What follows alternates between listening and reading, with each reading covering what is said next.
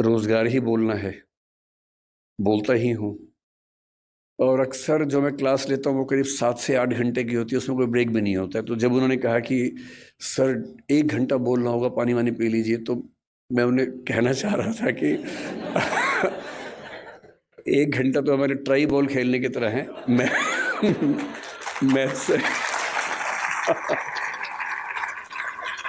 Maths तो शुरू उसके बाद होता है हमारा।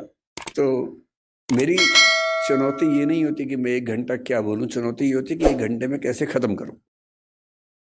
और दूसरा, हम लोग इतना फ़ोकस्ड हैं अपने पढ़ने-पढ़ाने के प्रोसेस में कि जब मुझसे कोई कहता है कि आप किसी भी विषय में बोल दीजिए, तो मैं कुछ भी नहीं सोच पाता हूँ कि मैं क्या बोलूँ। तो मैंने इनसे बहुत निवेदन किया उस दिन। मैंने कहा, आप मुझे कोई टॉपिक दे दीजिए, कुछ भी दे दीजिए।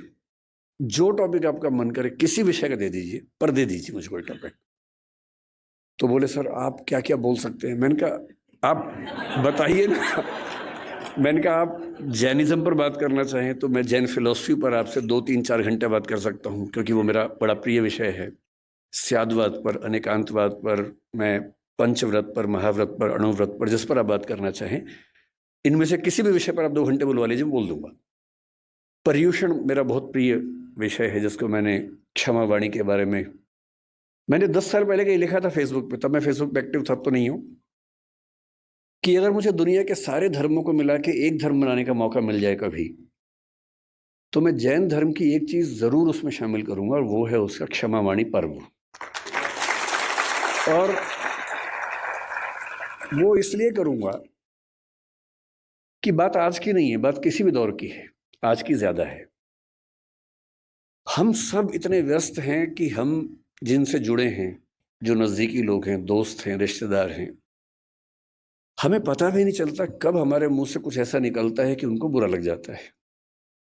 ये भी हो सकता है कि हमारी नीयत एकदम ठीक रही हो, हमने सोच समझ के ना ही बोला हो, पर किसी खास कॉन्टेक्स्ट में किसी खास व्यक्ति ने मेरी किस बात को किस रूप में लिया, ये तो मुझे नहीं पता। कई बार ऐसा होता है कि मैंने अपनी ओर से कुछ गलत नहीं किया, पर सामने वाला मुझसे नाराज़ है, मुँह फुला के बैठा है। मुझे पता भी नहीं है, पता हो तो मैं उससे माफ़ी माँग भी लूँ, मुझे पता ही नहीं है। वो कहेगा भी नहीं, उसका भी गुरूर है, सम्मान है, आत्मसम्मान है, कैसे कहे? कैसे खुद याद दिलाए कि तुमने एक बार ऐसा कह दिया था, तो मैं नाराज़ हूँ। तो जब मैंने सुना कि मेरे मेरे बहुत सारे दोस्त जैन परिवारों से आते हैं, उनमें से एक ने 8-10 साल पहले जब मुझे पहली बार व्हाट्सएप पे भेजा, मिच्छामि दुक्कडम, तो मुझे लगा पता नहीं क्या स्पेलिंग मिस्टेक तो नहीं हुई, क्या लिखा है? और उसके आगे लिखा उसने कि यदि पिछले 1 साल में मुझसे कोई भूल हुई हो, त्रुटि हुई हो, तो मैं उसके लिए माफ़ी चाहता हूँ। मुझे लगा क्या हो गया इसको? सब तो ठीक ही था। तो क्योंकि मेरा बड़ा अच्छा दोस्त है, मैंने कहा जाओ माफ़ किया। कोई बात नहीं। फिर मैंने उससे पूछा, मैंने कहा क्या मामला क्या है?